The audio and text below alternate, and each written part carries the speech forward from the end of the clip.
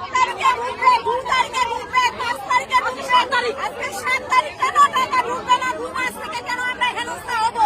যারা বাংলাদেশি তারা টাকা পায় গেল, আর বাসিন্দারা টাকা পায় না। কেন পাই না? তখন কেন ভেরিফিকেশন হলো না? আর এখন ভেরিফিকেশন হবে না, এখন ভেরিফিকেশন হবে। এখন ধৈর্য ধরেন, এখন ধৈর্য ধরেন। কিসব ধৈর্য ধরবো আমরা? কিসব ধৈর্য ধরবো?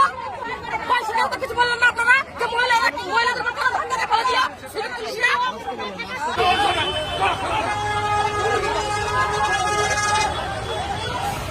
গাড়িগুলো ছেড়ে দিল।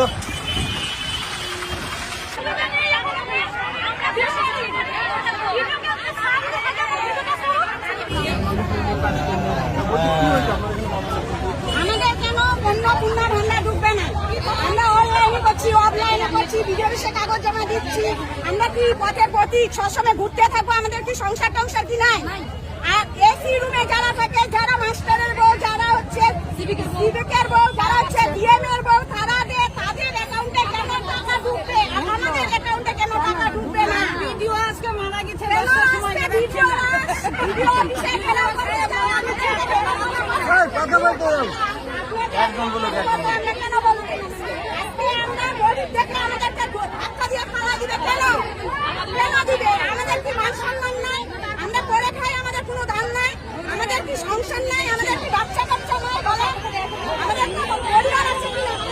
পরিবার আছে তো? তাহলে আমাকে করে খাতে হবে। ওই টাকা দিয়ে আমরা কিছু করি কি? বাচ্চা কাচ্চাদের অনেক টাকা পয়সা, ওই কিনা এই কিনা করি কিনা বলেন?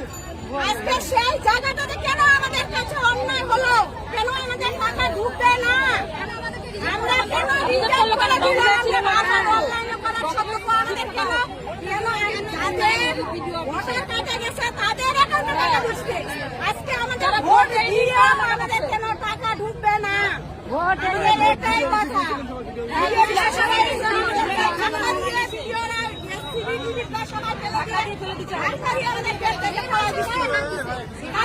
সেটার বিচার কেন হবে না?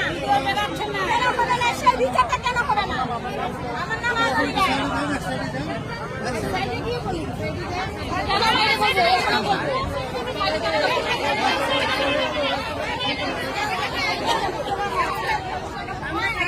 আমাদের টাকা ঢুকবে 2 মাসের কর্পোরেশন কথা।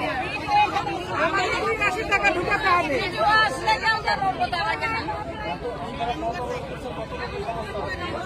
আমাদের